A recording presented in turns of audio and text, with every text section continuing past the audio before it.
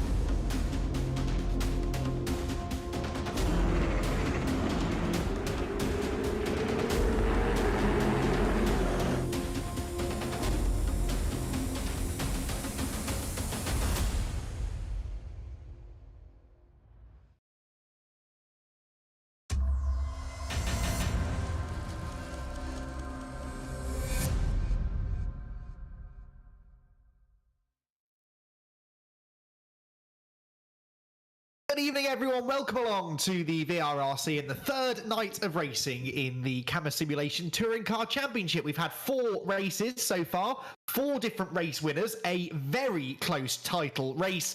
In other words, your average VRRC Wednesday night championship. This is very much becoming the norm, really, and our latest foray into touring car competition. Certainly not leaving us disappointed in the slightest. It's Andy McEwan here in the commentary box with Jack Oliphant back alongside me again. And Jack, we're at your favourite racetrack in the world. I promised the viewers last week that this was going to be a 2-hour session of Jack Oliphant showing love for Croft. So, Jack, take it away. I'm not entirely sure I've got enough energy for to lie to the audience for 2 hours straight, Andy. But no, hopefully the esports version is a little bit better than the real life version. Or at least, to be fair, ever since commentating on it, I've got much fonder memories than I ever did racing it. I think we did the Fun Cup there one year, me and you, and that was a jolly good show that they put on. So fingers crossed that the VRRC drivers can put on an equally entertaining bash around this northeast circuit. Of course, we've already been to Donington, Brands Hatch, Alton Park.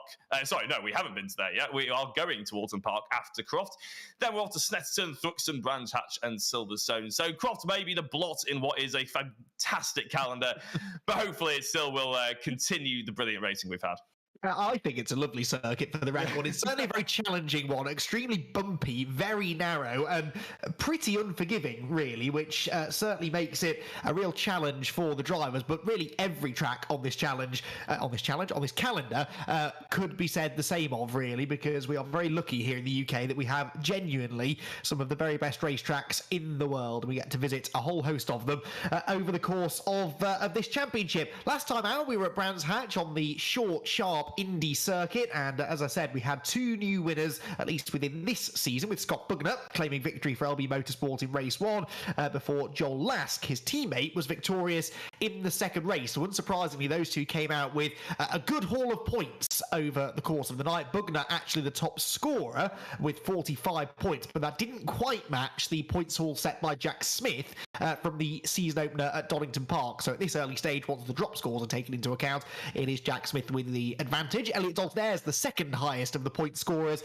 He had a sort of typical Elliot Dalton-Ayres night, really. Wasn't ever the fastest driver on track, but managed to net 2 podium finishes, a third in race 1, a second in race 2, and that was good enough to put him as the second highest point scorer. Craig Curtis was given the driver of the round for being the most impressive driver as far as our broadcast team were concerned over the night. 2 top 10 finishes and really belying his relative lack of experience. He's one of several drivers, really, Jack, who have been impressing us in their sort of first forays into VRRC competition.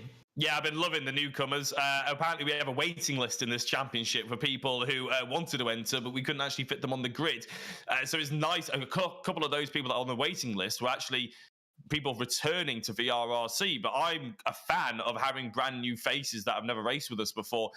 Obviously, Craig Curtis is one of them. Jordan Taylor's another one who in race 1 last week really caught my eye. Unfortunately, race 2 not necessarily caught my eye again, which is why obviously Craig Curtis came along and took the driver of the round. But yeah, loving every minute of seeing these guys. And it gives, I think I asked Carl Felvis in an interview with him last week as well, it gives the old drivers someone new to race against. Yeah, there's a new challenge, there's something else to learn. And, you know, if you drive against the same people too often, the racing can become a little bit predictable. But here we are throwing new faces in and they seem to be doing well.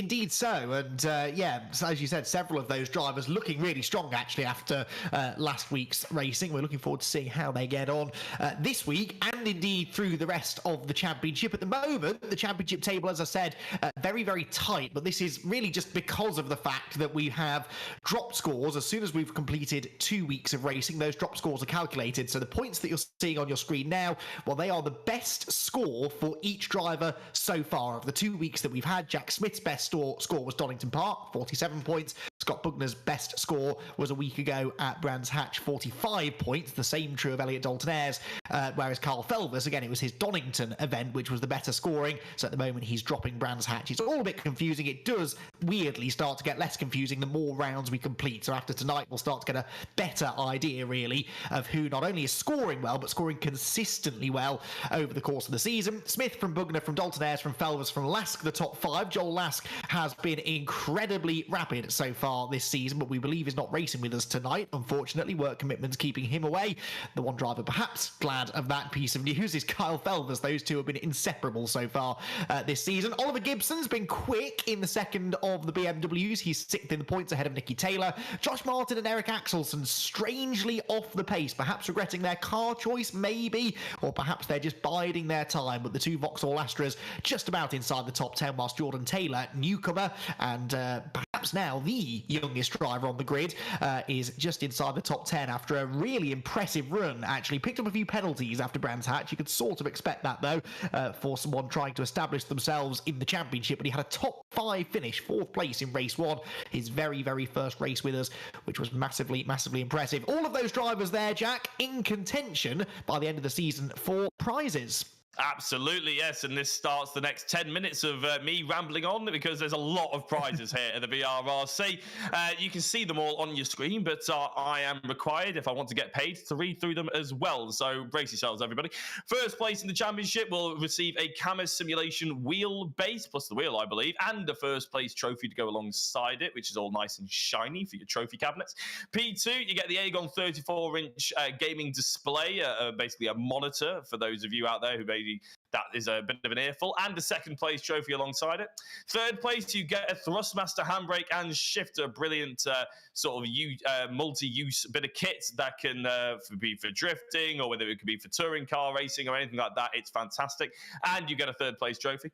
Fourth place, you end up with 2 hours of sim practice at the VRRC Sim Centre, which we've given you many updates about since it launched all the way down in Leighton Buzzard. So if you want to go down there, improve some of your simulation racing skills, or even real life racing skills, or you just want a pleasant day out spent with Rich Hayden, yes, that is possible, then you can go down to the VRRC Sim Centre. But if you come 4th or 5th, then you get a few hours free, because of course the 5th place is 1 hour sim practice at the VRRC Sim Centre.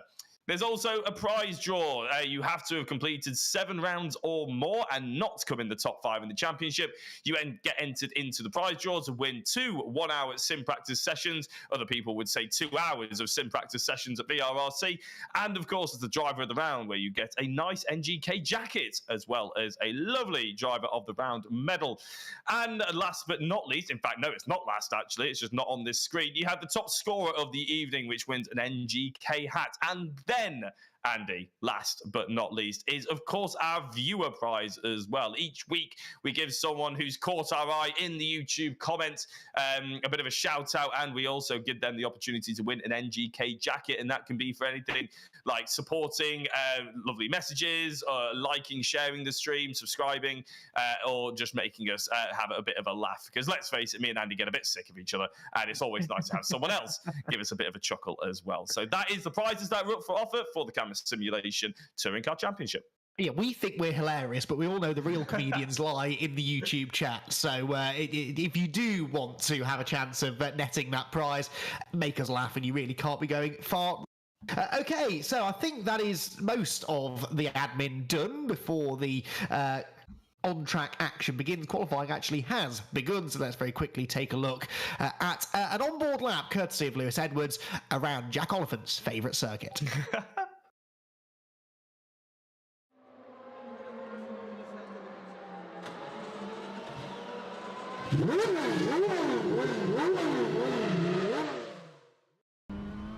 Hello everyone and welcome to the third round of the Cammus Simulation Touring Car Championship Season 4. We're here at Croft now. Heading into turn 1, you want to miss the apex curb as I find that spits the car a bit too wide. Now we've got a right-hander here, you want to focus on getting the power down as soon as possible, fighting some oversteer on the exit if you have to. Got a quick little chicane here, easily flat out, just minimise the distance through there. Now you've got another little flat out section here so you can breathe and prepare yourself for the hairpin. Going to brake just after the 100-meter board, down into third gear, take an early apex, stay tight to the apex through the corner, watch the bump in the middle and then back to the power as early as you can. We've got quite a big flat out section here, so hybrid usage might be a good idea through here. As we're still flat out now, we've got another flat out right-hander here. We now head towards Sunny Inn, go down the gears, take a later apex, get back to the power as soon as we can, using up all of that exit curb. Trying to stay flat out if possible through there. We just about managed it. Into the complex now, we want to go down to third gear and then stay tight to this left-hand side. And you want to use all of the road all the way up to that tyre barrier on the right-hand side to open up the corner. Into the final hairpin, back over to the right-hand side. Really set up the exit nicely here and then get back on the power using the hybrid and stay straight for the shortest run to the line. And that completes the lap of Croft.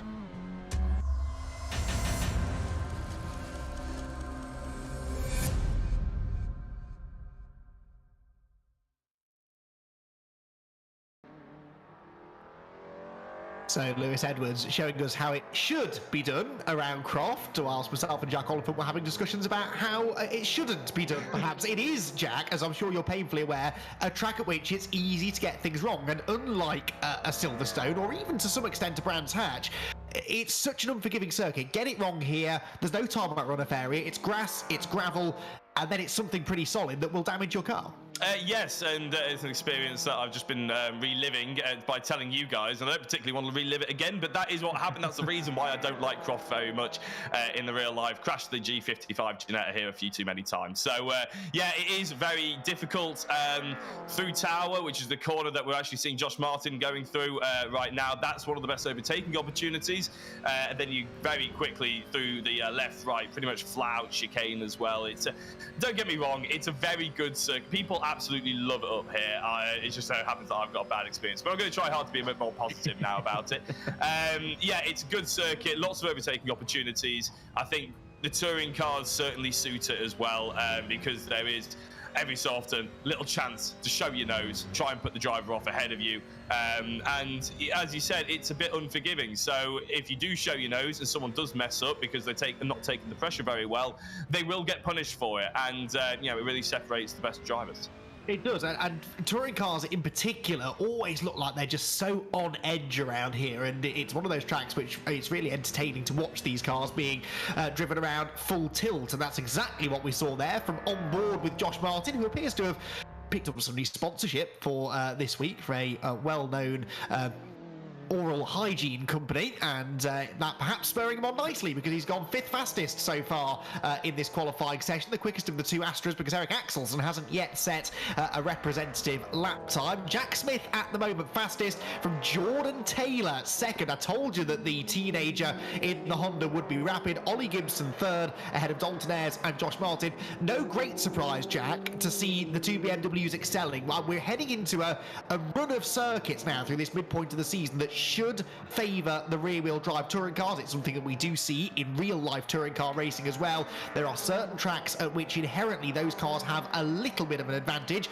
Doesn't mean that they're unbeatable necessarily, but Jack Smith and Ollie Gibson coming into tonight, I think, knowing that they really need to take good points. Yeah, I think rear-wheel drive really helps coming out of slower corners, doesn't it? And you've got the last corner, which of course is a very sharp hairpin. You've got Tower, which is not particularly like ridiculously slow or anything, but it's, again, you really want good traction, and rear-wheel drive normally always offers that as well. So I think during the race, the BMWs, they're going to certainly want to be qualifying towards the front, because like we saw last week, if they get any kind of contact towards the rear end or side-to-side contact, door-to-door stuff, which happens a lot in touring cars, that hurts rear-wheel drives a lot more than it hurts the front-wheel drive. So yeah, the BMWs will want to be really keen, the likes of Jack Smith will be really keen to qualify towards the front two rows at least. Indeed so. However, Elliot Dalton-Ayres is now the nearest rival to Jack Smith. You're following Jordan Taylor here, though, who's heading for the pit lane in a very aggressive manner for a mid-session change of tyres. Oliver Gibson still fourth then in his BMW as he goes through Hawthorne, a corner that, again, really should showcase the rear-wheel drive traction. But what we've seen quite a lot from these BMWs in this particular championship is that it's very easy to overexcite those rear tyres, overheat them, build the pressures up a little bit too high. And Gibson in particular, I would say, over Jack Smith, has maybe struggled with that. We saw that a little bit at Brands Hatch, didn't we, in that second race, a race that he very much, you feel, also the first race, could have won, but Scott Bugner, weirdly, in a front-wheel drive car, had better tyre life and better pace in the second half of the race and beat Oliver Gibson in what was another thrilling touring car finish. Eric Axelsen jumps up into 5th position. He and Josh Martin continuing their trend of being virtually inseparable on the timing sheets. Carl Felder 2nd, Andy Carroll 8th, Scott Bugner 9th, and Ethan Hill just about inside the top 10. Gibson coming towards the completion of a lap, someone getting well out of the way in front of him. That was one of the Phoenix sim racing cars, wasn't it? And Gibson again there, Jack, a little heavy on that right foot. Yeah, you can see actually now we've got these driver cams effectively. Every time he sort of shakes the wheel on exit, that's him actually trying to control the slide because his right foot is a little bit too loud, basically. And it's actually really cool insight because you can sort of see from our camera angles that, you know, the rear end might be stepping or anything like that, but it's a dead giveaway if you start seeing a driver wrestling with the wheel on exit of corners. So yeah, really good little insight there. Glad we actually had a little bit of a look at that. And you're right, he did have a bit of a problem because we had a chat to Oliver Gibson, qualified on pole position at Brands Hatch, did brilliantly well, but then through race 1 struggled to keep those tyres alive as Elliot Dalton-Ayres is using as much track as physically possible to set up the next lap. And now that's a little bit of a qualifying technique, isn't it, Andy? Because he's trying to get on the power and make the straight as long as humanly possible so he can be as quick as humanly possible when he comes up to the braking zone as one of the drivers jumps out of the way. Indeed so. Elliot Dalton-Ayres 3rd on the grid a week ago, 2nd provisionally at the moment as we cut to Paul Laramie making his way through Hawthorne. A little bit of understeer there in the Honda, a car that, again, has always gone pretty well here at Croft. Very good on the brakes, the Honda Civic, and that's quite an important factor here at the Croft circuit as Andy Dorman jumps into the top half dozen. Now, Andy Dorman he is Rich Hayden's hot tip for tonight's races. Andy Dorman, I think we can call him a local man to Croft, can't we, Jack? Lives practically trackside, actually, so close is his house to the Croft circuit. He knows this track well, and I sort of said half-jokingly before we came on air that whenever we race in touring cars, Andy Dorman has 1 or 2 nights over the course of the season where he is as quick as anyone. Could it be Croft, perhaps, where we really see the best out of him? Well, I hope so, because it is always a very sort of good feeling amongst the paddock, I suppose, when Andy Dorman does do well, because he's always so appreciative of it. And, you know, no offence to him, it doesn't always happen that often that we see Andy with that podium. But we quite often saw, I think, when we used to do the double distance races, that Andy Dorman was one of the drivers that would be a bit experimental with the tyres and with the sort of strategy that he would put into place. So he's always a driver that we keep an eye out on. But now we're back to the sprint races, back to touring cars. You sort of half expect him to get a decent result at some point. And like you say, he is ridiculously local. If his left tyre burst at any point during this run down to the first corner, his car could end up firing to the left and end up in his driveway. So it is ridiculous how local he is. With any luck, that local knowledge will translate into some good race pace. And 7th place is not bad, but I think in the practice we were actually expecting him to go a little bit quicker than that. Yes, it was 6th, wasn't it? But I think it was Felvers improved into 6th position just as we were following Dorman around on that lap. So he's got to try and improve again now to break into the top half dozen. Craig Curtis has jumped into the top 10 as well. In fact, we've had a few improvements towards the back end of the top 10. Bugner 9th, Curtis 10th, Carroll 11th, and Respell 12th, as there was another shift there a little bit further up the order because Dorman's dropped down again into 8th position. So it looks as though the Astras have both started to move a little bit further up. Those two, Martin and Axelsen, covered by less than 200ths of a second. Craig Curtis out of the hairpin then, onto the pit straight. What can the Honda driver do? Can he improve upon 10th place? Well, another half a tenth or so would get him 9th, and he finds that half a tenth or so to move to the inside now of row number 5, a 23.4, almost exactly half a cent gained, and that was a big cut across the curb on the inside at Clervaux. That was a very aggressive run through the first couple of corners, and it looked quick. Yeah, I think that's something that Rich Hayden, our race supervisor, shall I call him, clerk of the course, effectively, is probably what he would like to call, is having an eye on, because that second corner, you can effectively cut it and it would gain you a load of time, but it is technically a corner. You want to see there's track limits there, and if anybody watches Croft Circuit during the actual Touring Car Championships, you'll notice that they are quite strict, and they always put a little barrier there, or even some tyres. The tyres are just downright dangerous, to be honest, but yeah, they're always trying to police that, so it'll be interesting to see how closely Rich Hayden keeps an eye on that one. Here is Jack Smith. He's set a purple sector 1. The current pole man is looking to extend his lead on this one, and 0.2 of a second is a pretty big margin to start with, Andy, isn't it? But he's really pushing the limits of that BMW now. It is indeed. Out of the right-hander he goes, and we've just had a change with his teammate, Oliver Gibson, jumping onto the front row of the grid. So it's a BMW 1-2 now all of a sudden, and we know those cars tend to make really good starts as well. So Jack Smith and Ollie Gibson in a really good position now. Gibson about 0.04 of a second clear of Elliot Dalton-Ayres, but still over a tenth and a half adrift of pole position, and that might now be a goalpost that is moved by Jack Smith. Across the line he goes. It is a slight improvement, finds a couple of hundredths of a second.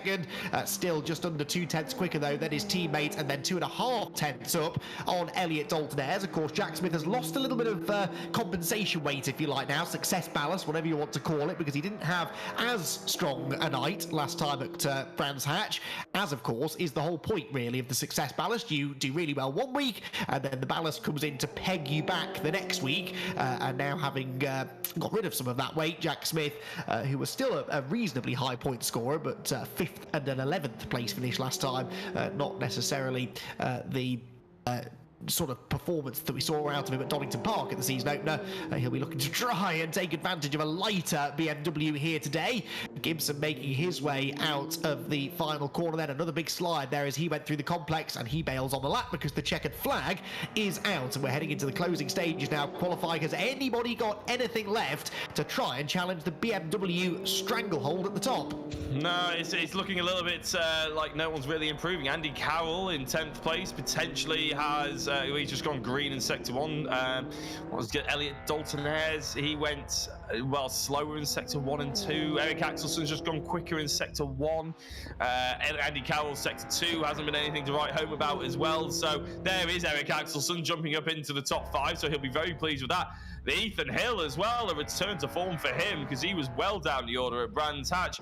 We almost, the only reason why we spoke about Ethan Hill is because of how bad he was doing. Fingers crossed that changes tonight. Andy Carroll does jump within the top 10, which means Andy Dorman slips down into 10th, and Scott Bugner misses out. And after what was a brilliant Brands Hatch, that's quite surprising, but Jack Smith extends his pole position time by another half a tenth or so. So he's got 2.5 tenths to play with between himself and his teammate. For some reason, Josh Martin just dropped to the bottom of the timing tab, but I'm sure he will be reinstated as qualifying completes with an excellent performance there for the pair of BMWs. We'll have all the reaction to that session and our first 20-minute race of the night after this break.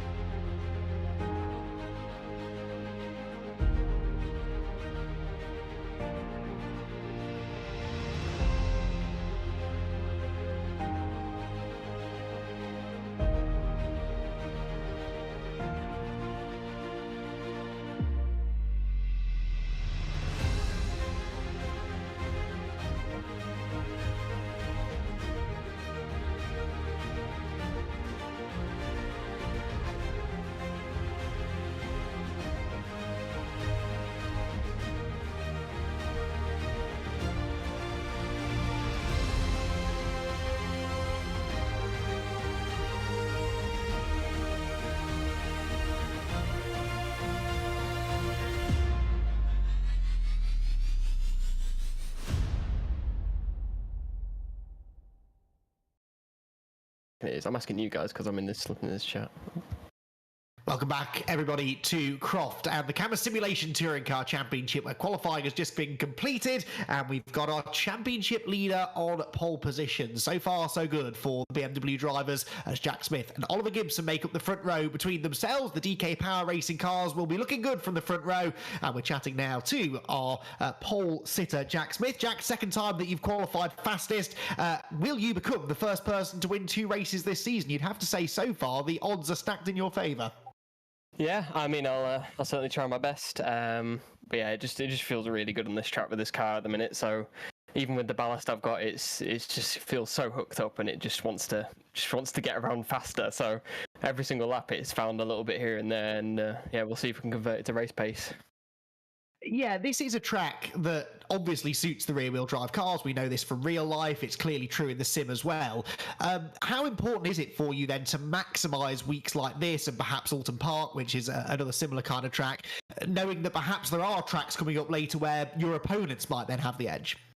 Yeah, no, definitely important. So definitely want to make the most of it, and especially given the gap I had in qualifying, I really want to make the most of this race and at least get one win under my belt, and I'll certainly try my best to do that. And yeah, especially with like last weekend, Brands Hatch Indy, it was so close between the 2 cars. One little mistake can send you right down the order, so I don't really want to miss out on an opportunity like this. So yeah, we'll try and make the most of it.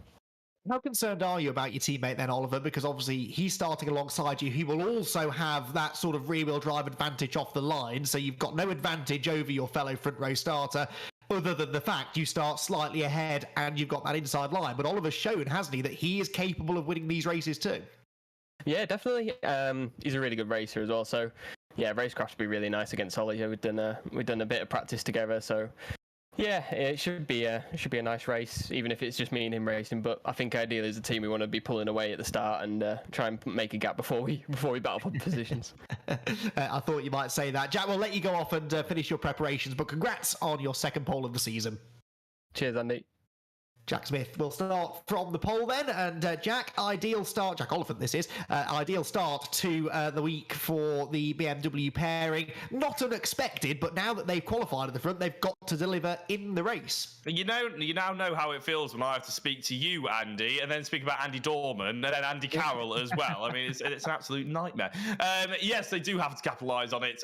The race will be fairly important. I got the impression there from Jack Smith that he sort of was quietly confident, I think, even if he wouldn't say it out loud, that it's going to be between himself and his teammate Oliver Gibson, which sort of I quite like a little bit of confidence. I quite like that about them. So we'll have to wait and see whether it actually translates. But I think there are going to be a whole host of support drivers behind that are going to be thinking, yeah, well, I've actually got a little bit up my sleeve here. Elliot Dalton-Ayres, Jordan Taylor, I mean, brilliant qualifying from him. He starts in 4th.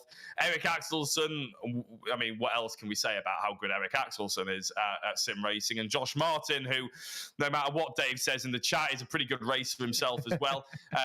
So, yeah, I think the top 6 are absolutely filled. Then you got Ethan Hill, Carl Phelps. I mean, it goes on and on and on. I mean, Scott Bugden's not even inside the top 10. That's how strong this grid is. So I wouldn't be surprised that, yeah, maybe after 2 laps, the BMWs start getting caught a little bit from the likes of Dalton-Ayres. Maybe Jordan Taylor, I'd quite like to see him in with a shout, see what his racecraft is about after learning a few things from Brands Hatch. And obviously Eric Axelson, we always enjoy watching.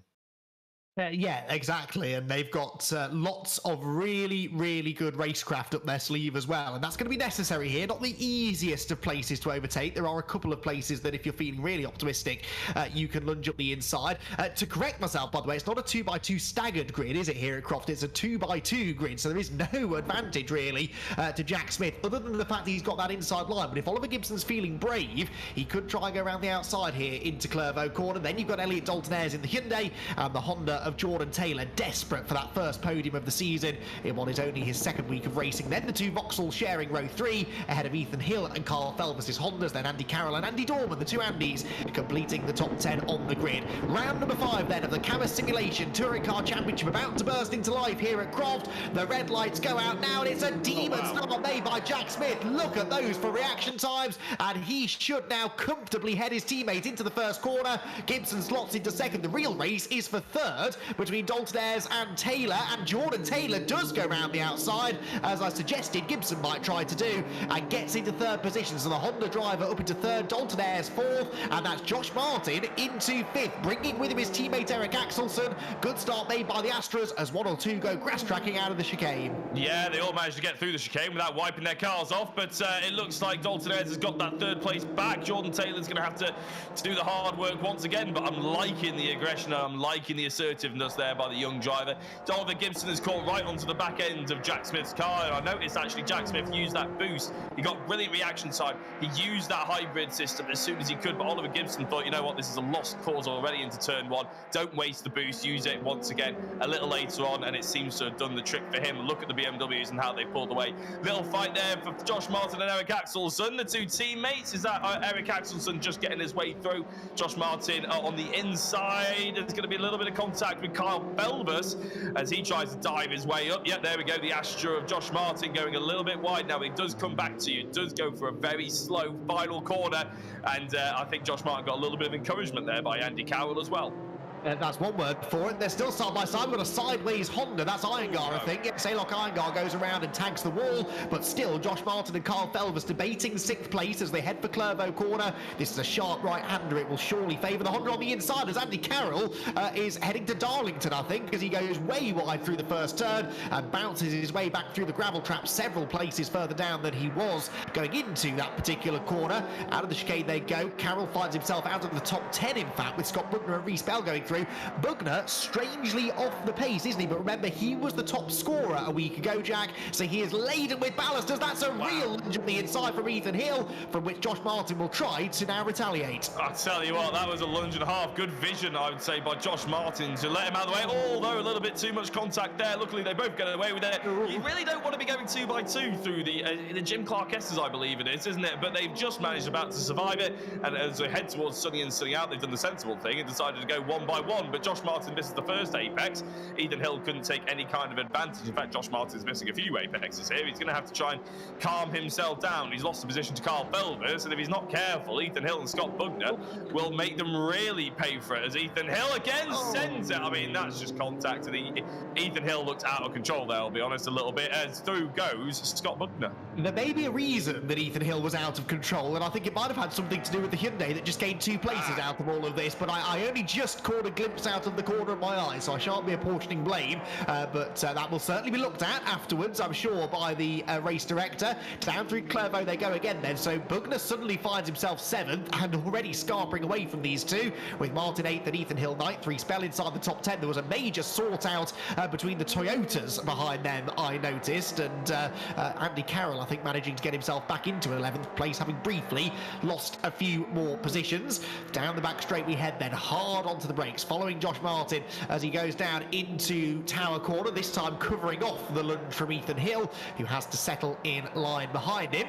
Things actually just starting in general now to settle down slightly in the front. There's been an issue for Kenny Press somewhere, it seems. He's 18 seconds off the back of the queue, but everybody else getting sent safely through the opening few laps and now starting to try and settle down into their mid-race pace. At the front, it's 6/10, let's call it, between the top two, the two BMWs, then a further 8/10 back to Dalton Ayres. So actually, the Beamers settling into this race pretty quickly, Jack. Yeah, but I wouldn't say they've pulled away a massive amount, have they? Because Elliot Dalton Ayres is only about 8/10 back, so it's the same distance between Smith and Gibson as it is between Gibson and Dalton Ayres. Maybe a 10th or 2 here or there, but that can get eradicated within a lap or so, or even a corner or 2. So, yeah, I'm liking the fact that Elliot Dalton Ayres is trying to push the BMWs as hard as humanly possible. And I did theorise that after a couple of laps, the BMW's advantage that they got off the start might start to deteriorate away, like we saw at Brands Hatch just a week ago. Ethan Hill's really throwing his name into the ring here, isn't he? And he's got some tidy lines about him, but I'd say that as he butchers the line through the second corner. I'm not sure where he's going here, Andy, but it's a very tight line that he's decided to take. You can see how much Josh Martin has gained on him pretty much out of the corner as he took a much more flowing and wider line, carrying that speed. Yeah, that wasn't ideal, was it? I mean, there's the theory of rallying, isn't there? We're called ditch hooking, where you stick your inside wheels the wrong side of the edge of the road, and that helps rotate the car. But I think maybe it went a bit too far that way there for Ethan Hill, who has now got Reece Bell for company. Reece Bell looking strong here in 10th place, in the best placed at the moment of the Ford Focuses, which have not been necessarily the fastest car, it seems, so far this season, or at least we haven't seen it represented near the sharp end too much. But Reece Bell trying to do something about that here today as he curb hops his way through Sunny in and Sunny out, down towards the complex once again. This is the 4th lap of racing. Warm welcome to Joel Lask in the YouTube comments. See, when he's not racing with us, Joel can't stay away to try and see how the championship is faring and how his teammate is faring, Scott Bugner. Well, the answer is that having got past Josh Martin, he now finds himself a little bit in no man's land, about 1.5 seconds behind Kyle Felvers, but a couple of seconds clear of Josh Martin in the Astra behind him. You saw Bugner there just heading through the first corner at Clervaux, hopping over the curbs for Ethan Hill. And again, you're seeing here, Jack, how tricky it can be to pass around here, partly because it's narrow, yes, but then we've got lots of these sequences of corners. The first sector here at Croft, it's only 20 odd seconds or so, but it throws an awful lot of corners at you in a very short space of time, and tracks like that do have a tendency to just separate the field ever so slightly. Yeah, it's very, very technical. It's actually very difficult, in my opinion, the first 5 corners or so, until you get to Tower Bend, in which case, after that, it becomes a lot more open, a lot more flowing, and it's very important to get a good exit. Basically, the first sector of this track, you're trying to survive, effectively, and you're just trying to set yourself into a good position where you can get a good exit through that chicane, and you can actually get a potential overtaking opportunity into Tower Bend, and then it's very flowing. It's more carrying that minimum speed and everything like that. It's a little bit of a nicer experience, I would say. And then all of a sudden, you go into this tight, narrow technical bit again, don't you? And it's particularly the last couple of corners, which you're seeing the top 3 go through now. Oliver Gibson and Elliot Dalton-Ayres, that gap's closed massively, isn't there? And all of a sudden, Gibson has hit on that hybrid power, so it's a little bit of a net spend almost. It's a bit of a red herring how close Oliver Gibson is, particularly to his teammate and Elliot Dalton-Ayres, because all of a sudden then they hit on that power and they hit on that hybrid as we're going too wide actually through the first corner. Oh dear, yes, this is Reece Bell and Andy Dorman. Dorman going right round the outside at Clervaux and Hawthorne. If he pulls this off, that is move of the day for sure. And he does squeeze across in front of Reece Bell. So having caught Reece pretty quickly, Andy Dorman immediately making his move into 10th, then jumps on the hybrid down the back straight to try and make good his escape onto the brakes at Tower. And Dorman now tries to set off after Ethan Hill. But yeah, interesting that Dalton-Ayres is sort of going after Oliver Gibson at the front of the field. And as I mentioned, at Brands Hatch a week ago, Oliver Gibson was in a very similar situation to this in race 1, only he was leading the race, being chased down by a Hyundai, and on that occasion it was the Hyundai of eventual race winner Scott Bugner. But we did see Gibson lose a little bit of rear tyre performance in the closing stages. We're not even halfway yet, and if Dalton-Ayres can keep this pace going, then he might be able to present a real challenge to the BMW. But neither of those Beamers yet really eating into their hybrid allocation all that much, certainly not as much as Dalton-Ayres has been, as he just tries to keep up with them really. Back through the complex again here. Reece Bell, is he going to jink up the inside? No, not close enough at the hairpin. Defensive line taken by Andy Dorman, but that can sometimes slow you down on the exit, and Dorman took a very tight exit, I think anticipating a little bit of a switchback there from Reece Bell that never really materialised. No, he managed to hold him up quite well there, actually, didn't he? You mentioned about the hybrid, but if you remember back a week ago, the BMW's also, well, Oliver Gibson had pretty strong presence on the hybrid, but then when Scott Bugner, got through, I think he'd used all of his hybrids. Gibson had about 3, 4, maybe even 5 left. He was using them to try and get back through, but just couldn't make it happen. So it's a bit like having games in hand in football. You'd rather have track position, you'd rather have the points basically, and then you can fend off the drivers trying to attack you from behind. And I appreciate that the 2 BMWs are potentially using their hybrid as a defensive mechanism rather than an aggressive mechanism on Elliot Dalton-Ayres. But if Dalton-Ayres gets his car in front, it's more difficult than you think to use that hybrid to get back through. Don't worry, everyone. I will be having words with Jack Oliphant, bringing up football on what is a motor racing broadcast. That's something that we don't tolerate here, I'm afraid. We're really seeing this lead gap coming down, aren't we, though? Half a second now. Suddenly, Gibson going after Jack Smith. Now, Gibson's probably being spurred on a bit here by the challenge from Dalton Ayres behind. And interestingly, Jack Smith now seeing this as a good time to start using the hybrid. We're halfway through the race now. 7 laps completed. And you can see that Jack Smith, just that one use of hybrid down the main straight, has really allowed him to build up the margin again now to the best part of 9/10 over Gibson second, who still has got Dalton Ayres to think about. Elliott on the hybrid before he even gets to the chicane, and look at the way that he gains. 5/10 will become 4/10, could even become 3/10 by the time he gets into the braking zone at Tower, but he's not quite going to be close enough, I don't think, to launch it up the inside. And as tempting as that move is, Jack, he has got to be careful. Oh, Gibson sideways on the exit, and this might now present a chance for Dalton Ayres, but Dalton Ayres has to be careful. Third place is better than a rash move for second, then ends in contact. Yeah, look at how much the BMW gains on that hybrid button. They are very slippery in a straight line, aren't they? But I think, yeah, Dalton Ayres, you've got to take the third place if it's being offered to you. Yeah, that's another podium his way. It's another set of points, setting himself right up for the championship, of course. And we've seen him.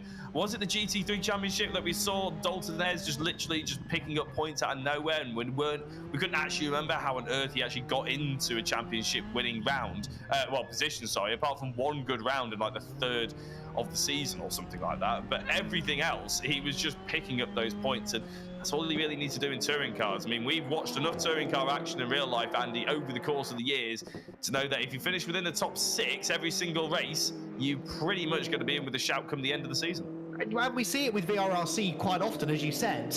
You referenced the GT Championship, where Elliott Dalton Ayres had only the 2 race victories. When you compare that to Scott Bugner and Joel Lask, who were winning races left, right and centre, Eric Axelson as well, of course, and they weren't as consistent as Elliott through the mid part of the season. That's how he got himself into contention. Andy Dorman was quite slow there, I felt, coming out onto the pit straight. He's dropped down into 14th place, and Lewis Edwards suggesting that might have been something track limits related. I know that is a phrase that maybe he did, yes. He put the kettle on. He's got his post-race cup of tea brewing nicely, and he'll hopefully settle in a little bit more. But track limits, a little bit of a triggering phrase amongst the touring car fandom at the moment, admittedly, but perhaps Andy Dorman the latest to fall foul of something of that ilk, and that will now take him out of contention for a top 10, whilst Paul Laramie is in the pits. Yep, and he looks like he's coming straight back out as well, so maybe another drive-through penalty. We'll have to try and get some confirmation on the chat, obviously, whilst the race is going on. Clark of the course, which Hayden is actually clarking, so he can't put any updates in our chat, but we'll try and get that in between while we're doing the driver interviews and bring you up to date with what exactly is happening there. Reese Bell, I'm not sure what's happening there. He's trying to straight line the exit of the corner to try and get maybe a good run down towards Ethan Hill into turn 1, but not particularly going that quickly is Morgan. This is one of the new drivers, actually, isn't it, Lee Morgan? Now he's 3 laps down and parked on the side of the road. It is Lee Morgan. Yeah, no idea what's happened to him. No, that's a shame for the multiple F1000 race winner, Lee Morgan, and former champion indeed in F1000s, who is at the side of the road and going no further. Now, since we last saw this lead group, a couple of things have changed. Jack Smith has started to use his hybrid allocation, which is why he's pulled now 2 seconds up the road from Oliver Gibson's second. Dalton Ayres sort of a similar distance back, but this is the man who is catching, and it is Jordan Taylor, hard at work now in his Honda. He started to pull away from Eric Axelson, who a few laps ago looked as though he was feeling pretty threatening towards the Honda, but he's dropped back slightly as Jordan Taylor chases after that podium. He was 4th place, remember, in the first race back. Brands Hatch a week ago, his very first race with the VRRC, and he'd love to go one better, but the trouble is that he's only got 6 minutes to go. He still has to bridge a 1 second gap to the 2 cars ahead, who really don't look likely to start battling and hold each other up for the time being either. By the time he gets there, I'm not convinced there'll be much he can do about Elliott Dalton Ayres, but Jordan Taylor has proven in the past that he's an aggressive driver when he has to be, and if he gets half a chance of a podium, I'm sure he'll go for it. Yeah, I mean, he seems to have smacked the curb there a little bit, unfortunately, as he goes into the long right-hander. You know, you're flat out pretty much from then on. So that's hurt him a little bit, but he's back on the hybrid, as is Elliot Dalton-Ayres ahead of him. So it's a bit like a DRS train. Nobody takes any kind of advantage from there. But I'm interested to see what he's like actually when it comes to racing for the podium, because he's clearly got decent pace. He's going to have to work a little bit harder. Let's say he finishes in 4th.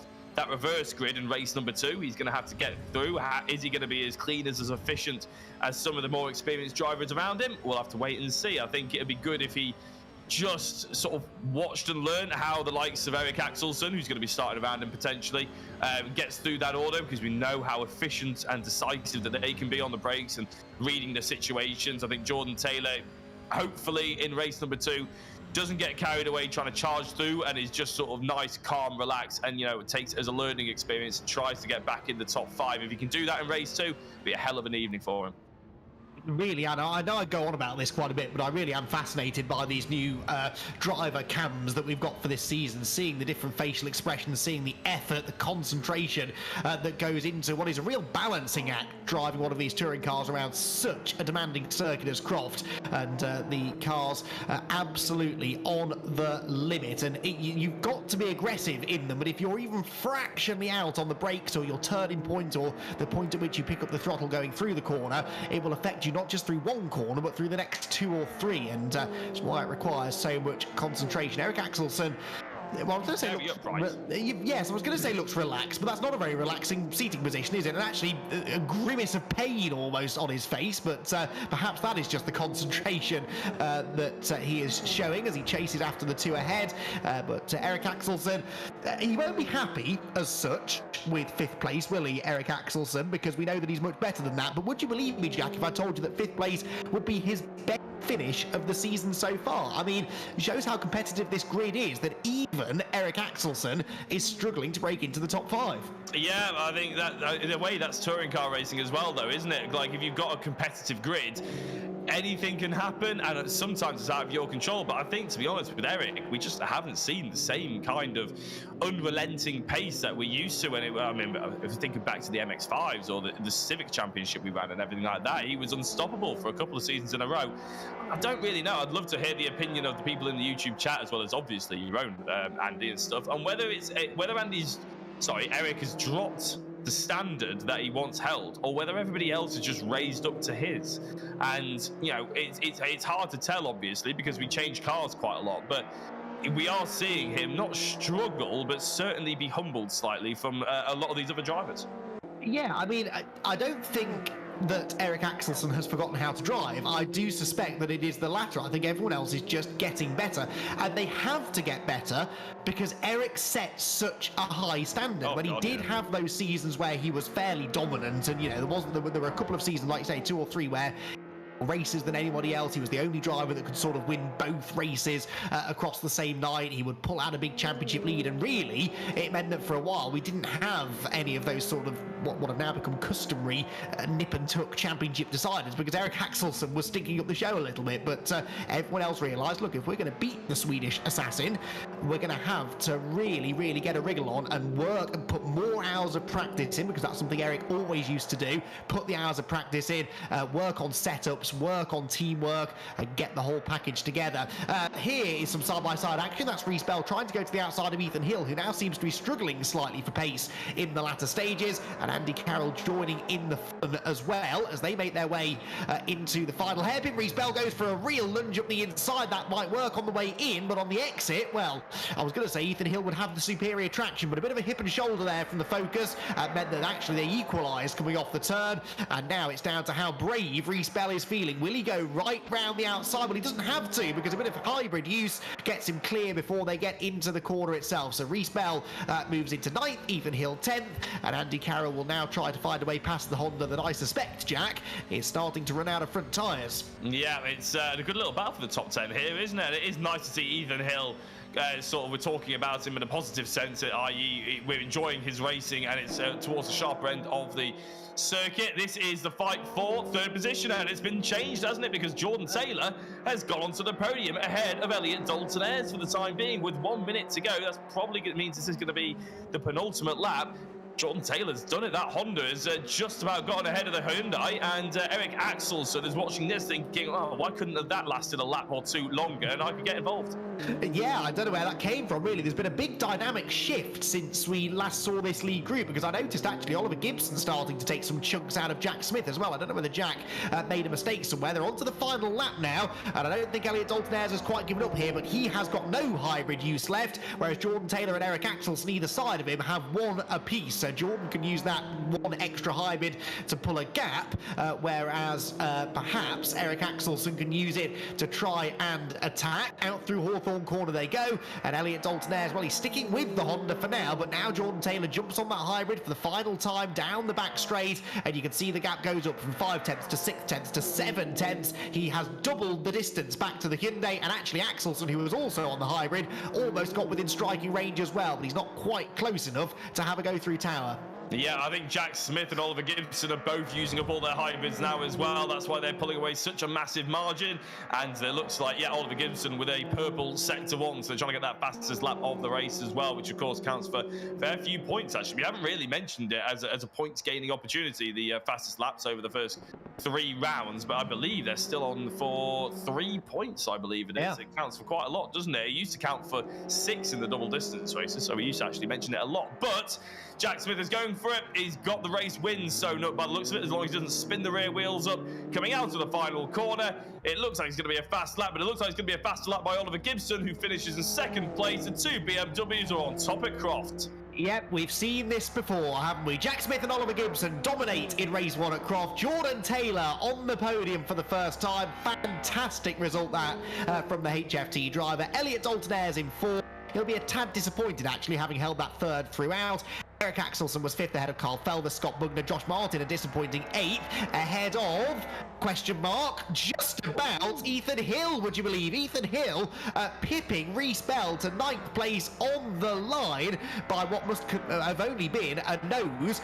Reese Bell down to 10th, and Andy Carroll watching them on from 11th position. That was a mighty, mighty close finish there for that 9th position, and it just goes the way of Ethan Hill. Everybody else now starting to stream through behind, but it is the BMWs on top here at Croft as Jack Smith and Oliver Gibson bag more points for them and for their team in the Cammus Simulation Touring Car Championship. We'll have a chat with them and Jordan Taylor after his debut podium in just a couple of minutes.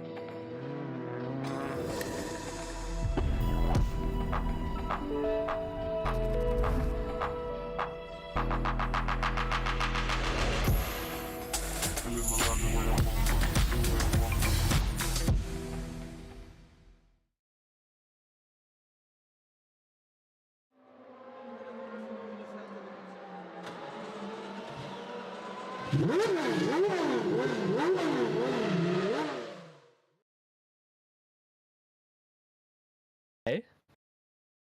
Welcome back, everyone, to Croft and the Cammus Simulation Touring Car Championship. Then race number 1 has been completed, and well, what is becoming a bit of a familiar sight this season is a lights to flag victory from pole position for Jack Smith. We spoke to him briefly after qualifying, and Jack, that went pretty much as close to the plan as I think it was possible to.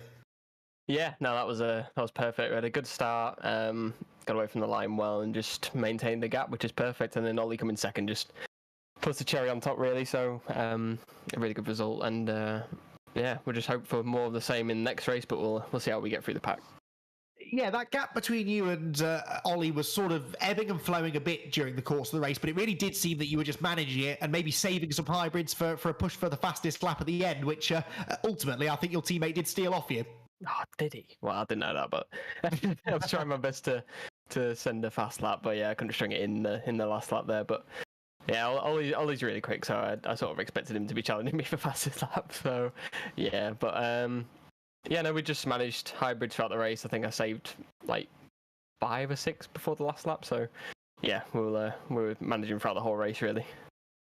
Well, you managed it well, Jack. Congratulations. Second race victory. You're the first driver to achieve that so far this season. I'm sure it won't be the last for you either. Best of luck for race 2. Cheers, Andy. Jack Smith, the race winner. His teammate, though, chasing him home there, Jack Oliphant. And that man was Oliver Gibson. It was indeed, yeah, Oliver. It must be, well, first of all, congratulations on the second place. You must be fairly happy with it, but it must be a little bit of satisfaction that you did get that fastest lap. Jack sounded a little bit salty, I thought about it. I didn't even know I got fastest lap. Well, yeah, you did on the final lap. Oh, there we go. Yeah, I mean, it was a super jump by everybody, especially Jack. I mean, I just couldn't get close to him. Once the lights went out, he took off. So, yeah, and credit to Jordan and Elliot behind, because they were giving me trouble. But my parents actually have been saying I need to thank the sponsors. So I'll thank DK Power, Sherburn Rubber, Simon Thorpe, Motor Services for sponsoring. Yeah, big up Mr. and Mrs. Gibson, because you absolutely should be doing that, and everybody else we interview should be doing exactly the same thing. So well done, Oliver, for remembering. Last question. Jordan didn't really get close enough to give you any kind of pressure, but Ethan, in that sort of mid-stage of the race, giving you a little bit of a headache there. Was it a bit of a battle of the hybrids? Yeah, kind of. I mean, it was, for me, it was trying to save as many as I could and have as many as I could have by the final lap, so I could push for that fastest lap. But yeah, I mean, it really is just like, it's like a chess game basically. I mean, they make a move, you have to respond to it, and then you've got to think 2 steps forwards while you're doing one at the same time. So yeah, I mean, that's part of it, isn't it, with these cars, and that's what makes it fun.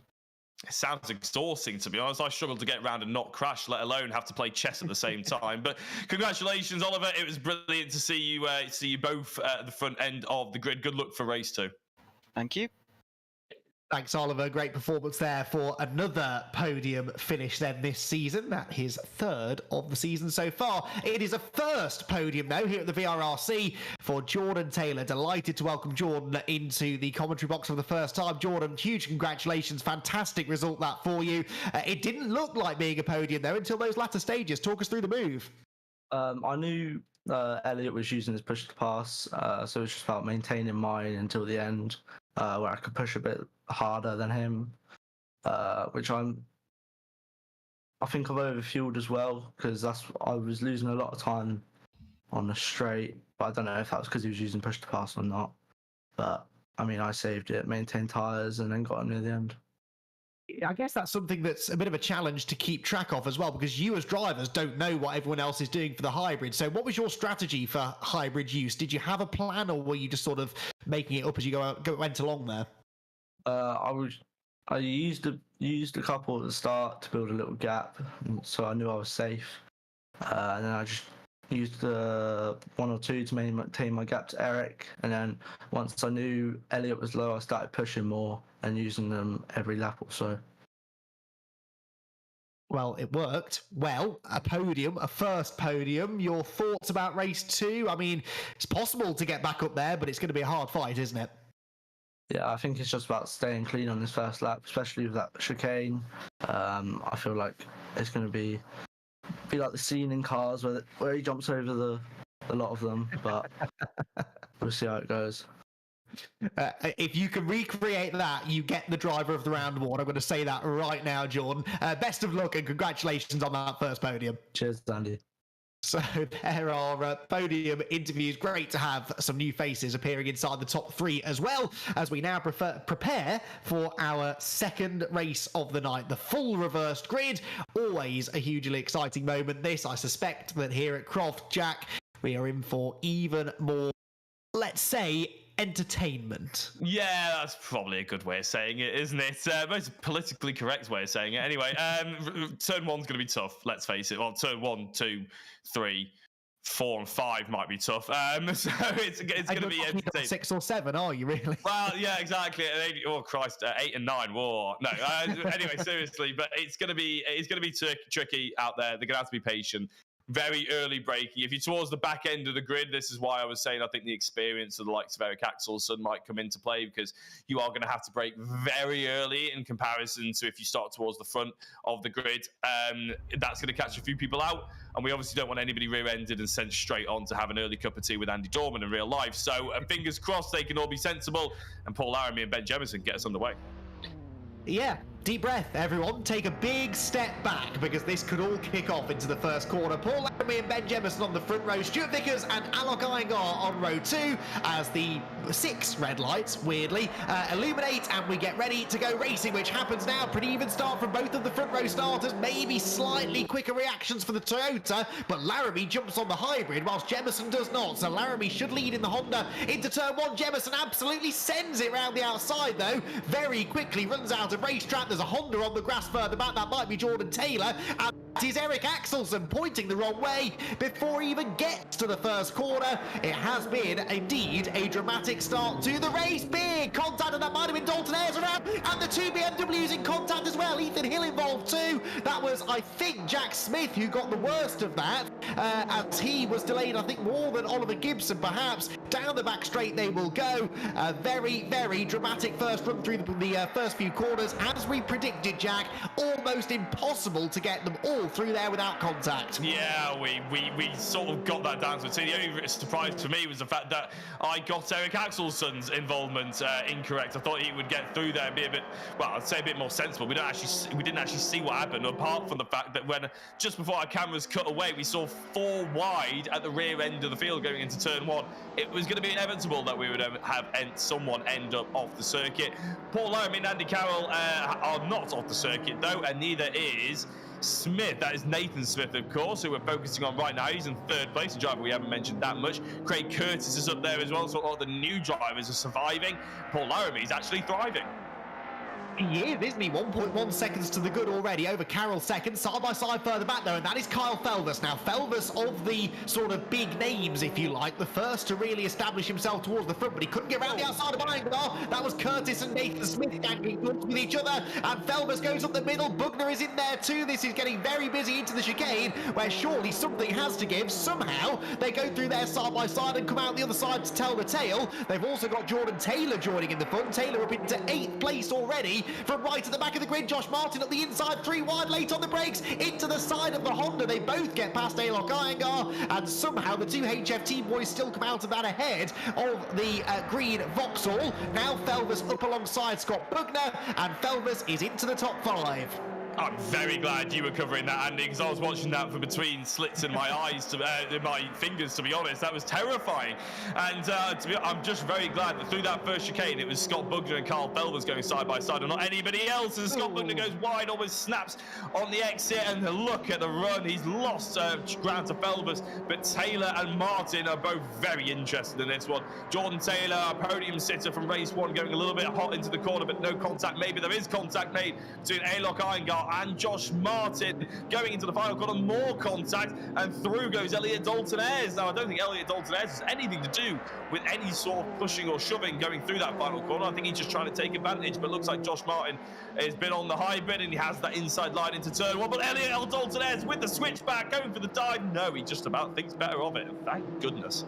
Yes, for which I'm very grateful, because that was guaranteed contact. Iyengar, speaking of which, is sideways, and here comes the first of the Beamers. Now, interestingly, Gibson is ahead of Jack Smith. Do they get through that? Just about. But actually, Gibson had to back out of that move on Lee Morgan, so Jack Smith will have a run on him. Smith was completely sideways out of that chicane on lap 1. I don't know how he saved it, especially given the fact that he's in a rear-wheel drive BMW, which are the cars notorious for being very easy to spin out after some contact. So lucky, really, to still be in the pack at all, but both of the Beamers with work to do. And this has been my point all season long. Whoa, that is big contact. And Ben no, Andy Dorman, I think that was, exiting stage right, and he's going to go and help the local farmer to plough his field, and it may not even be able to find his way back out to the track. So far off the road he's gone. But yes, my point on the BMWs, Jack, has always been that yes, they have advantages. They're great off the line. They look after the tyres well. They're quick down the straights, but they are always vulnerable to contact. And we've always said, haven't we, that your performance in these reverse grid races is what wins and loses you championships.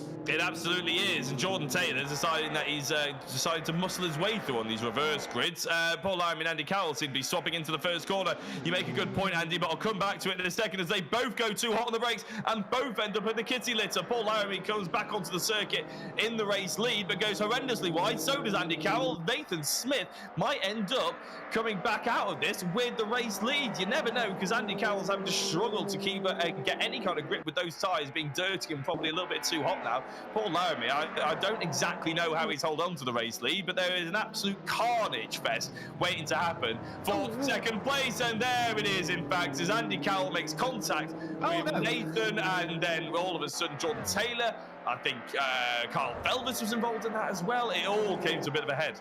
Everyone hit everyone, I think, is the short way of summarising that, and yet somehow they're all still there. Okay, it looks as though perhaps one or two of them have dropped down the order. Carroll coming out the worst of that. Really big sideways moment then. That is Jordan Taylor. How did he save that one? He's still there in line as well, just ahead of Josh Martin and Elliot Dalton-Ayres and Scott Bugner and Alok Iyengar as they drop into the complex once again. Felvis, though, onto the podium, should now surely have the pace to go after the drivers ahead. Kyle Felvis for a race win, a real possibility. You know, you were saying about the rear-wheel drive BMWs spinning quite easily under contact. Well, Jordan Taylor just used and abused the front-wheel drive advantage there. He was going sideways. He put his foot down. The front wheels corrected everything for him. He will have scrubbed his tyres. It will have hurt him, don't get me wrong, but he's facing in the right direction, and he is where he ended up spinning from. He's still in 5th position, effectively. So, yeah, there we go. It's Alok Iyengar who's suffering into that turn 1 there. Lee Morgan, I think, goes through. So does Oliver Gibson. Been tough battle for the BMWs, actually. They really haven't been able to go through at all, and potentially because they just keep getting battered and bruised and they can't really get away with it, they're still struggling in 9th and just up to 11th position by the looks of it for Oliver Gibson and Jack Smith for the time being. But wow, how Paul Laramie still got this race lead, Andy, I will never know. And Nathan Smith doing a great job in 2nd place. Yeah, Nathan Smith, ever the opportunist. He saw Andy Carroll having his moment when he and Laramie tangled at turn 1 and immediately sees the chance to get back into 2nd place, a place that he hasn't yet relinquished again. You speak of the BMWs, by the way. Interesting that Jack Smith is ahead of Gibson now. Remember, they were the other way round. Smith 9th now with Gibson 10th, separated by the slightly frustrated Andy Carroll. As here, Jordan Taylor tries to double up on podiums. That would be a fantastic achievement. We cannot count him out from this championship battle, can we? Jordan Taylor missed the season opener at Donington, but drop scores are his best friend right now. Remember, you drop your worst round of the season, so as long as he doesn't have any other bad rounds this season, he could well still be the champion. He makes a lovely move there up the inside of Craig Curtis. That was textbook stuff, Jack. Yeah, lovely that, wasn't it? It's really enjoyable to see them, another driver sort of learning and progressing and obviously trying to chase down his teammate in Carl Felvis, which I'm sure he's learning a lot from week by week. There are a few moves that we think, okay, that's a little bit too robust, but that one was a delight to see. So, yeah, no, it's doing well, those two, coming from the back of the grid. Where else are the drivers up from the back of the grid? Well, Josh Martin did set a purple sector 2 on that last lap, so Josh Martin's found a little bit of pace. Jack Smith has set a purple sector 1. As we've seen Josh Martin trying to get around Craig Curtis. Well, Curtis and Jordan Taylor both snapped sideways without any contact at Tower, almost as if there was oil down on the track, which I know is not the case, but synchronised, there was contact, we're hearing now, perhaps between the two of them, so I take that back. It didn't look like they were close enough to hit each other. Certainly looks like Josh Martin is close enough to Craig Curtis to give him a bit of a headbutt if he wished, but Josh Martin is a clean driver, always an exciting driver, but not the kind to start ramming people off the road, so I'm sure he'll take a calm and measured approach to this battle that he's having with Craig, as much as he'd like to get a move on, because he can see the HFT Hondas disappearing up the road. They have now caught Craig Curtis on board with Kyle Felvis. First time we've seen Kyle's cockpit cam so far tonight, and he's very cool and calm, even taking a swig of a drink, I think, there as he came down the pit straight, readying himself for a real battle. Now, this could be pivotal, because if he gets stuck behind Nathan Smith for even half a lap, that will really allow Jordan Taylor to close in on him, and I doubt there are any team orders at this stage between the HFT boys. No, I think there has never been driver orders between HFT. Oh, no, there's a bit of a lag. I thought there was contact between himself and Nathan Smith, actually. Here goes Kyle Felvis. He was on the hybrid, fully alongside, fully ahead. Nathan Smith, I thought was going to be a little late on the brakes there, but Kyle Felvis was probably looking in his rearview mirrors, praying that he wasn't going to get rear-ended, but he didn't, so they lived to fight another day. Nathan Smith is actually back on the hybrid, and it's dangerous through there, especially when he's trying to overtake someone. He's going to go around the outside through sunny in and sunny out. No, he's not. Just about couldn't get alongside. So Carl Felvis lives to fight another day, and I tell you what, he's living to fight the fight for first place. He is indeed. Down towards the complex they come, and Felvis trying to now weather the storm for a couple of corners, just kill off Nathan Smith's spirit so that he can then concentrate on chasing Laramie. But Smith is not lacking for pace, is he? Through the hairpin they go, and Carl Felvis then into second position, and down the pit straight they will head once again onto the hybrid for the race leader Paul Laramie. Now hybrid check. Well, actually the leaders all relatively even on how many hybrids they've got left, but as we move into the second half of the race now, this is where it really is beneficial to have a few of those saved up, if at all possible. There is Jordan Taylor closing in on Nathan Smith as they turn through Hawthorne. Curtis still fifth. Another impressive drive this from Craig Curtis, who was the recipient of our Driver of the Round award a week ago because of this really impressive, consistent point scoring that he was able to do. Jordan Taylor, though, surely a candidate for Driver of the Round this week. He's up into the podium places yet again, and actually it could be a HFT 1-2 on the cards here. It could well be, and we're used to seeing that when back when Nicky Taylor was part of HFT, obviously with Carl Felvis and amongst other sort of drivers. It was always very entertaining between those guys, but it looks like they've got another superstar in the making in Jordan Taylor, as long as he can keep his nose clean, which Nathan Smith ends up going wide himself and just relieves all of that pressure now. So Paul Laramie has got a bit of a problem, hasn't he? He's got a headache in the form of these sort of dark blue and purple Hondas that have caught him right up in the last lap, and we've got 9 minutes. Look at that cockpit cam you can see there, really wrenching the steering wheel left and right. Is this Josh Martin we're seeing? Yeah, there it is. Concentration on that man's face. I bet he has minty fresh breath, but I think he's going to be very sweaty at the end of this. He will indeed. So too will Paul Laramie, because he's got Carl Felvis alongside him down the pit straight, but Laramie, with the use of the hybrid, fends him off. We've got the top 6 here, though, all concertinaing together. This is going to be a fantastic final third of this race. Craig Curtis having a nibble now at Nathan Smith's Toyota as they head through Hawthorne. And then look who is in 7th position. Jack Smith with a really, really strong performance. Side by side again for the race leader. Felvis this time I think has gone through into tower. Might he bring his teammate Jordan Taylor with him? He does. Jordan Taylor leaves just enough space, I'd say, for Paul Laramie on the exit. And they will go side by side through the Jim Clark S's, through the left, through the right. And Carl Felvis almost getting in the way there, really. Had a very slow run through the left-right chicane. Taylor goes second, though. It is a Honda 1-2-3, but it's a HFT 1-2. And was that contact maybe from Taylor to Felvis? Curtis off the road in the background as well. It's all kicking off again. It is a bit, isn't it? With 7.5 minutes to go, things are starting to get spicy. Now they've got into 1 and 2 positions. Are those team orders going to come into play? Are there no team orders? That is the question. We'll have to wait and see. Jordan Taylor goes a little bit wide. I think for the time being, he needs to focus on fending off Paul Laramie and going with Kyle Felvis rather than actually fighting with his teammates. But the top 3 certainly pulled away from the likes of Josh Martin, as Dave says in the YouTube chat, Mr. Steal Your Girl, wearing the suit in that cockpit cam. Making sure everybody knows that he races to impress, does Josh Martin. And at the moment, he is quite impressive, actually, because he's up to 4th place. And Paul Laramie is going very wide indeed. That could be a 3rd. Well, indeed so. It'd be nice, actually, to get Josh back on the podium. We haven't spoken to Josh for a little while. Bear in mind, he was sort of our touring car expert, wasn't he, a couple of seasons ago?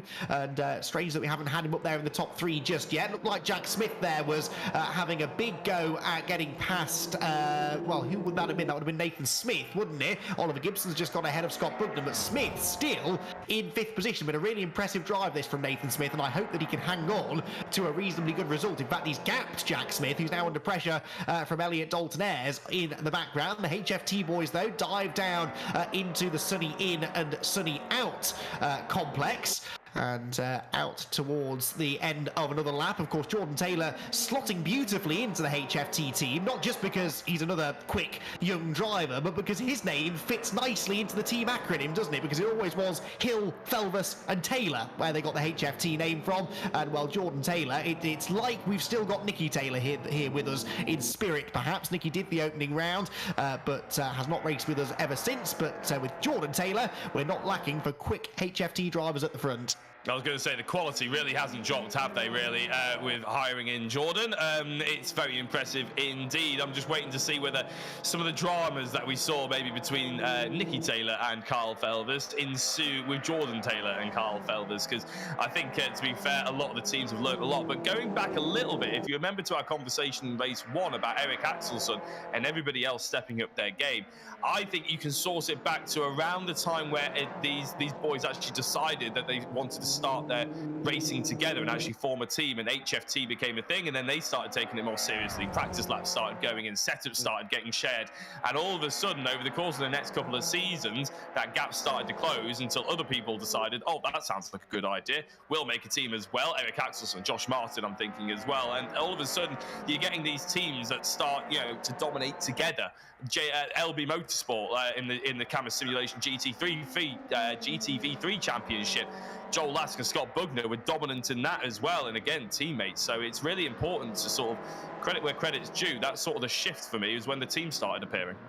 No, I could not agree with you more. That's exactly what happened, and you know, you need that sort of organisation these days to be operating at the front in this championship. Now, Jack, if I'd have told you 15 minutes ago that I thought Jack Smith was going to finish on the podium, you'd have laughed in my face. But I do think Jack Smith is going to finish on the podium because he's got now Nathan Smith. He has rocketed away from the Toyota and he's gaining quickly on this battle for third place. There are still 4.25 minutes to go. Paul Laramie has come over all defensive, doesn't want to let Josh Martin through, and Jack Smith is heading into the portion of the race where that BMW should excel. I was going to say, I'd have laughed in your face if you said that he was going to finish it, to be honest, after watching him go through turn 3 over the beginning of the race. So, yeah, he's done brilliantly well. He is right in a prime position as Josh Martin goes very wide, almost opening the door up for a very enthusiastic Jack Smith, I'm sure, at this point. Oliver Gibson as well. I think he's got the most amount of hybrids. Now, it's pixelated on my screen. He used to have 12, but everybody else was on single figures.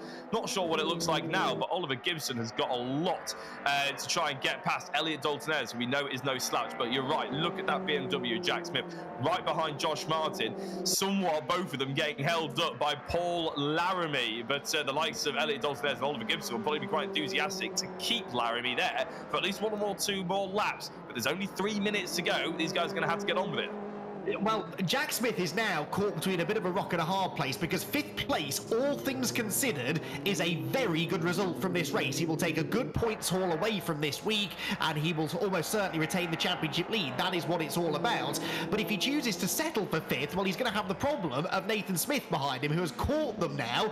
Even half a lap or so stuck behind the Honda and the Vauxhall has allowed the Toyota to close in. So Jack Smith can't really afford to just settle for 5th. He might have to get stuck into a battle that he doesn't really want to be having. Of course, he'd love a podium, but it's risk versus reward. Is it better to stay where he is, or is it better to try and get stuck in? With a couple of laps to go, Josh Martin is definitely getting stuck in to the grass and nearly into the rear bumper of the Honda. Neither of them getting anywhere near the apex at Tower Corner. And if this works out now for Josh Martin, that's the most ridiculous thing I've ever seen. It's going to work out.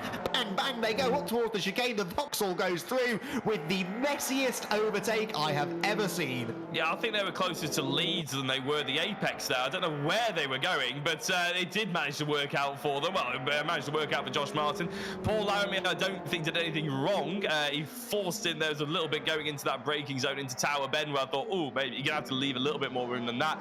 On the exit, he gave him plenty of room. He just tried to drive him around the outside of the circuit. So, yeah, fair play to Laramie for giving it a go. Fair play for Josh Martin sticking with it and showing that he's got the skills to actually hold on to that or deserve that podium position. Laramie's doing exactly the same thing to Jack Smith.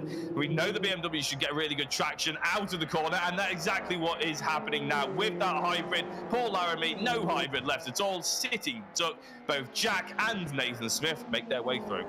Indeed he did. So Nathan Smith back into the top 5. I know I've sort of already sort of suggested that Jordan Taylor should get driver of the round, but a very strong candidate for second best in that category is Nathan Smith. This has been a fantastic individual performance in this race, but Jordan Taylor for sure the most impressive over the 2 races. Not a bad recovery this from Eric Axelsen either. I think he might make the top 10 before the end of this race. In fact, he might make the top 10 by the end of the straight, because he's up the inside of Craig Curtis and slips past the Honda, slips wide and gets into the back of the Honda.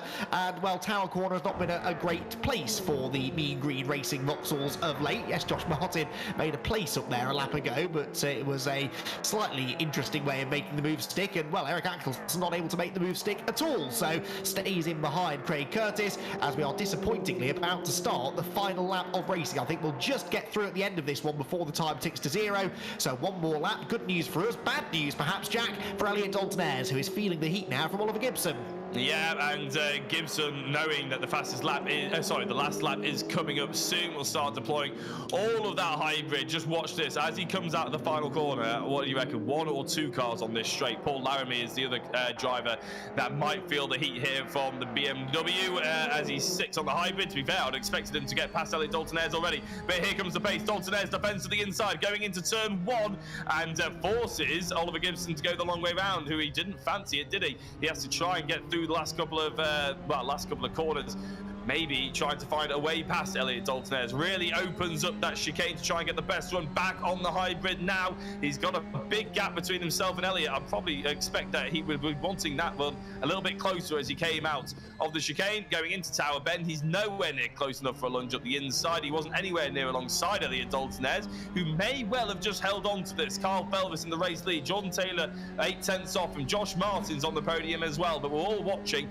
how the BMW of Oliver Gibson tries to get past the Hyundai of Elliot Dalton-Ayres. Yeah, running out of options now. The BMW doesn't tend to do a lot of overtaking under braking, easy for me to say, although he does look good on the brakes there into the sunny complex. It's the traction through that final complex that may well give him the chance. Here come the 2 Hondas though. What a brilliant performance this has been. HFT back to their best, and for Kyle Felvis, he's going to make this a repeat of Donington Park, where Jack Smith won race 1 from pole position and Kyle Felvis was victorious in race 2. It's a repeat at Croft, but this time he's got his new teammate for company. Kyle Felvis wins, Jordan Taylor second, and Josh Martin comes home in third, his first podium of the season. Jack Smith, what a recovery drive that was to fall ahead of Nathan Smith. Fantastic result for him inside the top 5, and Paul Laramie 6th is nothing to be ashamed of either. Elliot Dalton-Ayres holds on to 7th ahead of Oliver Gibson 8th, Scott Buckner 9th, and Andy Carroll completes the top 10. Craig Curtis, Eric Axelsen out of the top 10, Ethan Hill out of the top 10 as well.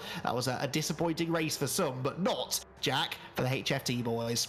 Yeah, no, and that, if you think about it as well, 2 teammates, first and second in race number 1 in Oliver Gibson and Jack Smith, and 2 teammates, 1 and 2 in race number 2 as well, in Carl Felvis and Jordan Taylor. Just goes to show how important it can be to work together with someone in these close fought rounds. But yeah, awesome driving, really enjoyable race all round. It was a little bit chaotic at the start of it. We expected that. We let them get away with it a little bit from our perspective. We didn't take the mick out of them too much. But they managed to clean it up somewhat, and some really close racing gave us lots to shout about. It did indeed. Right then, let's take a very quick break. We'll be back with all of the reaction to race number 2 in just a moment.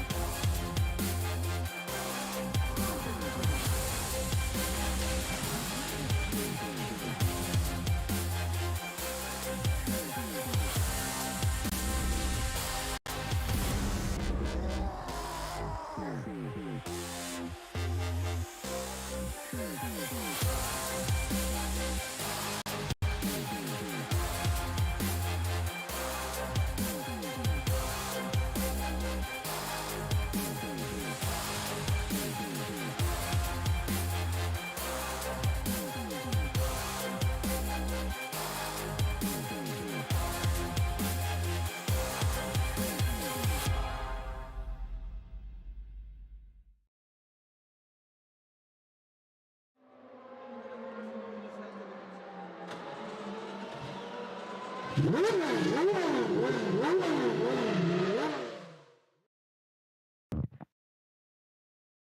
our racing action concludes here at Croft for the third event of the season in the Cammus Simulation Touring Car Championship. The reverse grid race never fails to deliver excitement, and Croft certainly delivered for us with a second victory of the season in the end for HFT driver Kyle Velvis, who joins us now in the commentary box. And Kyle, that is a lot more like it. That's exactly what you needed, really. The Honda clearly working well around this track, and you made some beautiful moves there to make progress through the field. Yeah, it was a great race. Croft, not always one of my favourite tracks, but today it was just lovely. This car, the track, everything about it just gelled so nicely. So, you know, when you have something so good, you've just got to use that to your advantage, and that's exactly what happened, and we got a good result. Sixth place in race one as well, so some valuable championship points this time around, which obviously I know is your goal very much for this season. Heading into the next couple of rounds, though, do you think that these are tracks that maybe you can keep on eating into Jack's championship advantage at? Oh, are you still with us, Kyle? Oh, yeah. Sorry about that. Yeah, I reckon it will be a close championship. Jack's BMW, he's rapid off the line. I think that's one thing that the rear-wheel drive compared to front-wheel drive, sort of, there's a big difference in. They do get off the line very quickly. As you probably saw in that race, they ended up 4 wide behind me. That definitely played into my advantage. But yeah, I reckon the rest of the season should be good, but it is Alton Park next, and well, if anyone's ever watched VRRC before at Alton, we all know that me and the tyre barriers don't get along too well there, so we'll have to hope that I don't end up in one of them like all the time. Don't jinx it, Kyle. Sounds like a plan. And we're going to talk to him in a moment, but I'm sure that you'd like a chance to congratulate your teammate as well, because I know that you and Jordan have spent a bit of time racing together of late. He is very rapid. It's good for the team to have another quick driver up there, but actually I think he might be a bit of a thorn in your side this season. Yeah, Jordan, he's great. We've been racing together for probably a couple months now, and we started just racing against each other to start with, and then he wanted to join VRRC, and I said, do you want to join us? And he was like, yeah. So we brought him on board, and it's working amazingly. As you saw in that race, his pace is phenomenal. Race 1, he did better than me, and that just goes to show that he's a good driver, and, you know, he is doing great for the team, and I can't wait for the rest of the season. Nicely done, Kyle. Congratulations on that second race victory of the season. Another strong night for you and the team. Well done. Thank you. Kyle Felvis then gets the race win. He had lots of nice things to say about his teammate, who is now catching up with Jack Oliphant. Yes, Jordan Taylor, congratulations. I get to speak to you this time, being one step higher on the podium than you were in race number one even.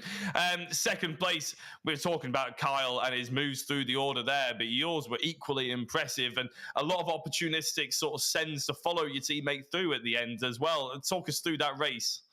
Yeah, it was a bit exciting. I think I should start drifting in front wheel drive instead of rear wheel. I seem to do it better. Yeah, I mean, near the end of the race, I knew Kyle was fighting for the championship, whereas I'm landed 5th, like 6th, I don't actually know. So I thought I'd keep the gap and just collect points for Kyle and collect points as a team. And so we kept working together. We maintained the gap. The gap maintained between us two, and we just cruised on to the finish line. I was going to say, during that race, you mentioned drifting and everything like that. There was a fair bit of contact, wasn't it, which you would quite often see in touring cars generally. But we saw you going through sunny in, sunny out, about 2/3 of the way through the lap, basically, fully sideways, in amongst a massive gaggle of cars as well. You managed to keep it in a straight line. In fact, you managed to keep it in 5th as well. What was going through your head at that point? I was more focused on the car in front of me, and then I was started facing a field, so I wasn't too sure what's going on. And then I kind of saw all the other cars on my right hand side, so I panicked and went left hand down as fast as I could, and somehow it came back round. Well, it looked very impressive from our perspective. You got through Paul Laramie, but he didn't let you through easily, did you? Did he, for that second place? And then all of a sudden you were right on the back of your teammate Kyle Belvis. Was there part of you, or all of you, or how much of you basically, that was like, you know what, race wins on here. I can beat him and prove a little bit of a point potentially to everyone that you're not just here to be second fiddle. Yeah, I wanted to get that race win, but I know Carl's got a chance of the championship, so I know it's only 3 points, but you can win a championship by 1 point, or it come down to the last race. So maybe, well, it'd be good to have a win, but I'm more thinking of my teammates than myself at the moment. Well, that's very noble of you, but I remember when Checo Perez joined Red Bull, and that was his thinking at the start, wasn't it? So who knows what can happen later down the line. Jordan, just before we let you go, we're going to give a very, very quick shout out to Nathan Smith and Paul Laramie. We both enjoyed their race 2 shenanigans, but over the course of the 2 races, we've decided to give yourself the driver of the round. So congratulations, Jordan Taylor. You'll be receiving, I think it's an NGK jacket and a lovely little medal to go along on your new trophy cabinet you'll have to start building. What a result. Yeah, thank you very much, everyone who works behind the scenes, who don't really get to see, but yeah, thank you for voting me. Fantastic. Well, congratulations, Jordan. I'm sure we'll be speaking to you next week as well. Cheers. There we go. So Jordan Taylor taking lots of silverware home. In fact, he was the only driver to get 2 podium finishes tonight, which is really impressive, and it means that he almost certainly will be the top scorer of the night. Now, first bit of silverware for this season is going the way of our next interviewee, and it's a welcome return to the top 3 for a driver who for a long time we called the touring car specialist here at the VRRC. It is Mr. Cool himself, Josh Martin. Josh, so many questions, so little time. I have to start with the dress code. We all feel very underdressed right now. What's going on? Well, me and Dave from the YouTube chat thought we'd have a bit of fun, so I'm going to try and come up with something different every week. But yeah, so we gone for the suit and sunglasses today. And a new sponsor on board as well, I noticed, for this week. So good to see that you're getting the backing that you need to get out there and race week in, week out. And thank goodness, because this was your best performance of the season. Some good overtakes as well there. I bet you enjoyed that one. Yeah, Colgate helped keep my computer together. But yeah, and obviously I had computer problems in the first race. So I don't know if that has anything to do with the Colgate or not. But yeah, no, it was nice to finally have a good race, because my race 1 I had no audio from the start, which made it a bit tricky to drive, because I kind of lost all my like sense of speed having no audio. But yeah, race 2 was good. It was chaos at the start. It was just trying to stay clean and not get into any trouble. And I think that's where I lost the ground to Jordan and Kyle.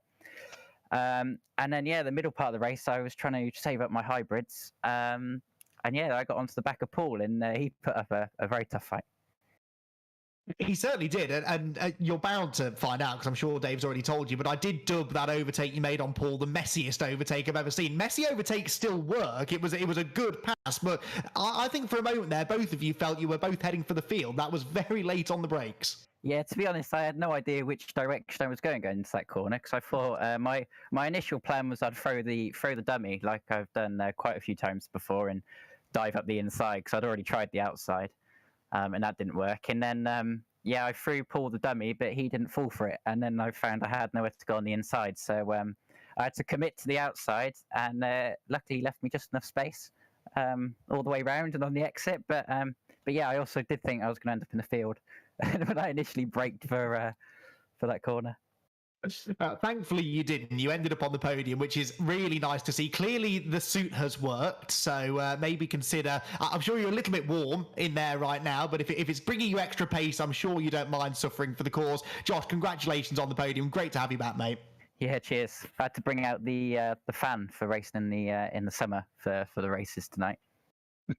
So you've got Dave stood next to you, wafting you with a bit of paper or something, have you? Yeah, exactly that. Hashtag best fans. There we go. Thanks, Josh. Congratulations. We'll see you again next week. Hopefully. See ya. Always a treat. Well, lots to unpack out of that, Jack. I have to say, losing audio during a race is up there with most inventive racing drivers' excuses I've come across. I think it's on the same page as mud on the racing line at sunny out. I think I've heard that one at some point before. But that must be a challenge. The sound, I mean, not the mud. Oh, well, no, of course. Yeah, the mud would be easy, wouldn't it? No, it's harder than you think, Andy. God. No, yeah, the sound, that is a bit of a unique one, I'll be honest. But it's a fun one. Legitimately, I think that would be actually quite difficult to drive with no audio. You don't hear when you're supposed to change gear and everything, which means you have to look at your dashboard, which is distracting and everything like that. So fair play to Josh. He did quite well in that race too, and I'm very much admiring the style. He's given us a bit of a giggle there, hasn't he? So yeah, nice to see him back on the podium. Indeed. So right then, let's see what all of this meant, because we weren't just doing this for fun, although there was a lot of fun to be had. There is a championship going on, and well, unsurprisingly, Jack Smith has managed to escape from Croft with another really, really good points haul. 94 points now, 12 to the good over Kyle Felvers, who jumps now properly into contention. Scott Bugner, a bit under the radar tonight. I think he'll be glad to lose some weight for Alton Park, in his car, that is, for next week. Joel Lask, fourth place, joint fourth with Ollie Gibson and Elliot Dalton Ayres. So 3 different cars, 3 different teams, all tied on points for fourth place in the championship. Jordan Taylor, 7th at the moment, has a bit of work to do to get properly into contention, but I still think he can get there. Josh Martin in 8th. 9th, Eric Axelson and Andy Dorman completing the top 10 in the championship standings for the time being. So looking reasonably tight at the top, although Jack Smith certainly now, Jack Oliphant, that is. This is getting far too confusing. Is starting to establish himself out front. Yeah, he is. 94 points, 12-point advantage. It's massive, really, at this stage of the season. Doesn't mean that we're not going to see it get reduced, but I think we were always going to go into Croft and come out of Croft as a consequence, probably saying that the BMWs, suited that circuit. So it's what we sort of guessed. It obviously came to fruition. Carl Felvers, keeping them honest. Scott Bugner as well. He's had a bit of a nightmare of a round 3 here, I would say. You expect him to be there or thereabouts. Oliver Gibson, to be honest, slightly surprised that he's not further up, but he must have had a DNF at some point, maybe. So, yeah, there are lots of drivers. Jordan Taylor improving his championship standings.